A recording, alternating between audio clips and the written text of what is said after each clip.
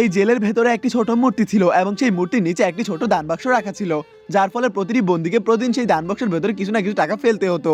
কিন্তু তাদের মধ্যে দুজন বন্দী সেদিন মুক্তি ছিল, তাই টাকা ফেলার পরে তারা সবাই চলে যায়। আর প্রতিদিনের মতো একদিন যখন কিছু বন্দী সেই দান বাক্সের ভেতর টাকা ফেলেছিল, তখন সব পুলিশওয়ালার কিছু সন্দেহ হয়। তাই সে যখন কয়েকটি মুদ্রা ফেলে তখন পাথরটি পুরোপুরি খালি মনে হয়। এটা থেকে সে বুঝে যায় যে দান বাক্সের ভেতরে চুরি হয়ে গেছে।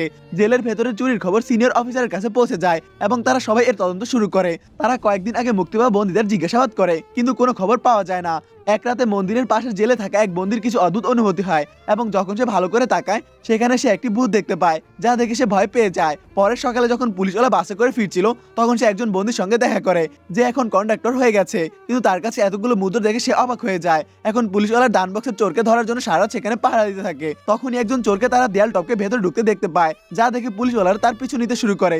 শেষ পর্যন্ত সেই চোর ধরা পড়ে, আর সেই ছিল সেই কন্ডাক্টর। পরবর্তী পার্ট দেখতে হলে এই সুন্দর ছবিটিতে লাইক করে চ্যানেলটি সাবস্ক্রাইব করুন।